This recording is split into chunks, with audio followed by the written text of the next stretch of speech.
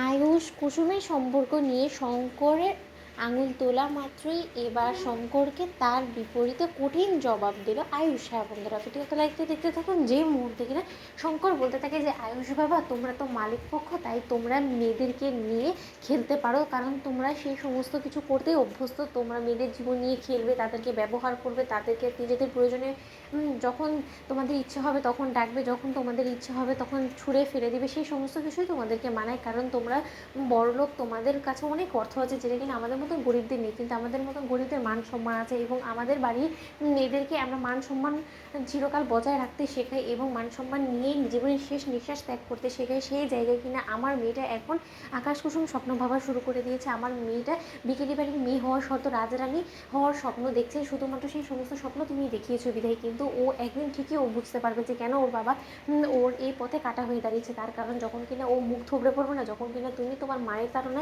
আমার কুসুমের কাছ থেকে মুখ ফিরিয়ে নেবে না, তখন এই বাবা, এই শঙ্করের কাছে কিন্তু ওকে ফিরতে হবে। কিন্তু তখন আর এই বিকেলি বাড়ির এই সমস্ত কিছু না আমার মেয়ের আর ভালো লাগবে না, তখন ওর আমার বাড়িতে থাকতে আরও বেশি কষ্ট হবে। তাই আমি তোমাকে বলছি যে যেই সব কিছু তোমার পক্ষে কোনো দিনও সম্ভব হবে না, সেই সমস্ত স্বপ্ন তুমি আমার মেয়েকে দেখি কেন আমার মেয়েকে আমার কাছ থেকে এতটা দূরে সরিয়ে দিচ্ছ বলো তো?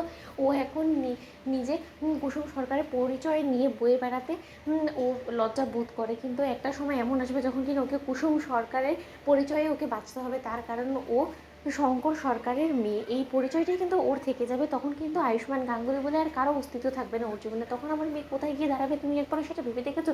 তাহলে কেন আমার মেয়ের জীবনটাকে নিয়ে খেলছো বলো তো? তুমি কোনোভাবে ওকে সামাজিকভাবে স্বীকৃতি দিতে পারবে না। কোনো দিনও তুমি তোমার বুকে বল যদি এতটাই থেকে থাকে, তুমি তাহলে সাহস করে কেন কর্তামায়ের কাছে কি বলছো না যে তুমি আমার মেয়েকে ভালোবাসো, তুমি আমার মেয়ের চিরকালের জন্য হাত ধরতে চাও, আমার মেয়েকে নিয়ে ঘর সংসার করতে চাও, সেরকমটা বলার তোমার এই কারণে বুকে বলনি। তার কারণ তুমি নিজেও খুব ভালো করে জানো যে এই সম্পর্কটাকে কোনোভাবেই কর্তামা মেনে নেবে না, এবং এই সমস্ত কিছু জেরে তুমি রীতিমতো আমার মেয়েটার জীবনটাকে নষ্ট করছো, তছনছ করে দিচ্ছ। এবং এই সমস্ত কিছু বাবা হয়ে আমি চুপ করে সহ্য করছি, তার কারণ আমি দেখতে চাই যে কুসুমের শেষ পরিণতিটি কী হয়, কারণ শেষ পরিণতির কালে তো আমাকেই আমার মেয়েকে সামাল দিতে হবে, তাই না?